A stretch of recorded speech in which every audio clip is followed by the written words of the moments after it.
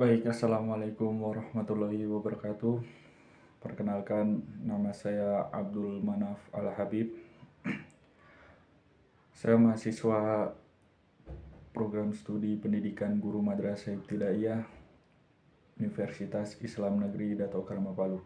Jadi saya pada saat ini akan menjelaskan secara singkat menurut pandangan saya dan pemahaman saya mengenai 8 materi. Baik, langsung saja ke materi yang pertama, yaitu teori belajar kontrafistik. Jadi teori ini didasarkan oleh pemahaman bahwa semua orang membangun pengetahuan mereka sendiri, baik melalui lingkungan sekolah, lingkungan masyarakat, dan lain sebagainya. Jadi dalam pembelajaran, teori ini menerapkannya bahwa siswa yang harus mendapat penekanan, bahwa siswa yang harus aktif dalam proses pembelajaran, bukan pengajar ataupun guru. Jadi ada beberapa hal yang harus diperhatikan oleh seorang guru dalam menerapkan teori kontrafistik ini. Menurut pemahaman saya itu ada dua. Yang pertama, mengutamakan proses. Proses ini sangat penting. Jadi bukan hanya hasil proses ini sangat penting dalam teori kontrafistik. Jadi seorang guru harus menciptakan proses pembelajaran yang bermakna bagi siswa, yang nyaman, aman, dan mampu dipahami oleh siswanya. Yang kedua adalah pembelajaran dilakukan dalam upaya mengkonstruksi pengalaman. Jadi pembelajaran yang dilakukan harus mengembangkan pengalaman yang sudah ada pada diri seorang peserta didik. Baik, lanjut. Yang kedua adalah teori belajar sosial dan penerapannya dalam pembelajaran. Jadi teori belajar sosial adalah perluasan suatu teori belajar perilaku yang sifatnya tradisional. Jadi dapat kita simpulkan bahwa teori belajar sosial merupakan pembelajaran yang dilakukan oleh seseorang ketika seorang itu mengamati dan meniru perilaku orang lain. Jadi hasil penerapan dari teori ini bagaimana peserta didik mampu berperilaku dengan baik di lingkungan masyarakat. Dalam pembelajaran, contohnya seorang guru harus menjadi contoh atau teladan untuk peserta didiknya. Jadi seorang guru harus berperilaku yang sopan, baik kata-kata, perbuatan, maupun sikap.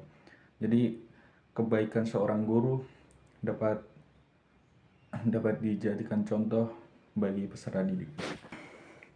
Materi yang ketiga adalah perbandingan antara teori tradisional atau biasa disebut behavioristik dengan kontrafistik.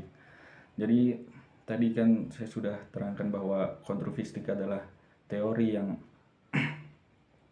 mengutamakan proses, dan seorang siswalah yang harus mendapat penekanan, yang harus aktif dalam pembelajaran. Sedangkan teori behavioristik adalah teori yang mengutamakan hasilnya, bukan prosesnya.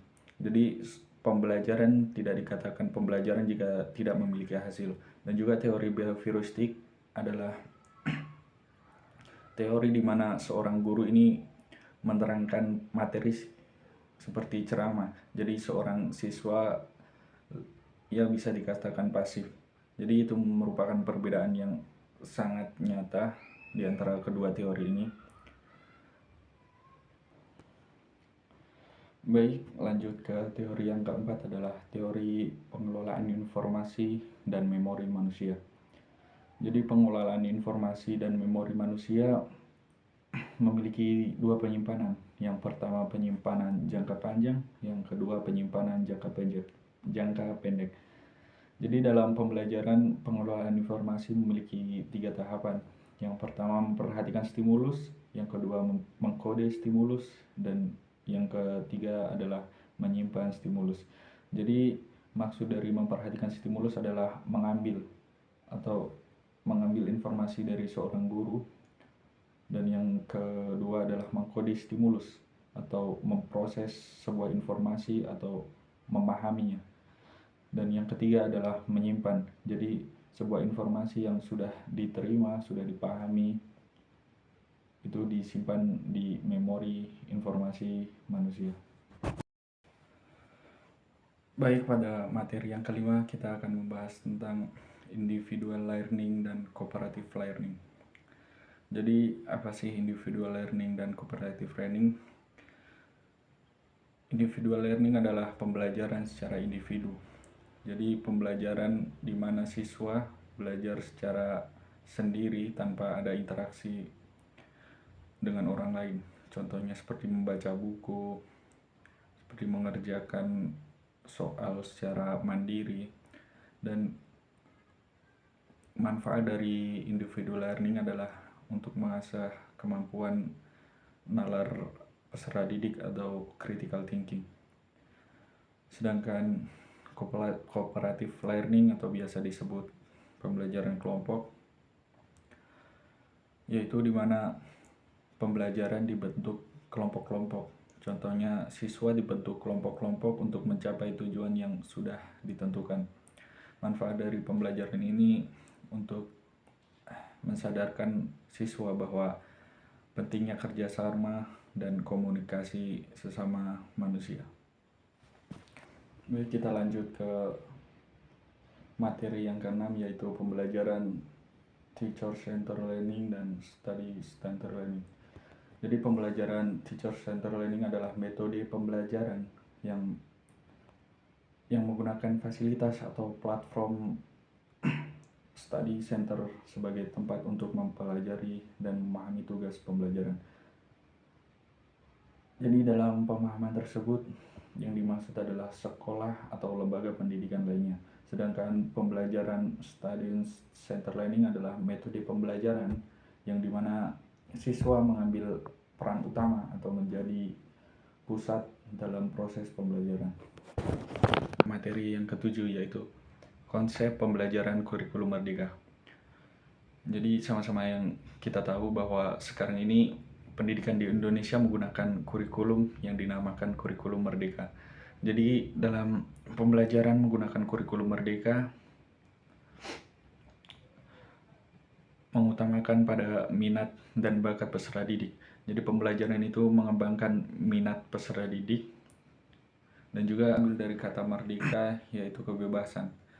Sehingga siswa bisa bebas dalam melakukan pembelajaran. Siswa bisa memilih apa yang mereka minat dan jadi langsung saja ke materi yang terakhir, yaitu materi yang ke-8, karakter manusia masa depan yang diharapkan.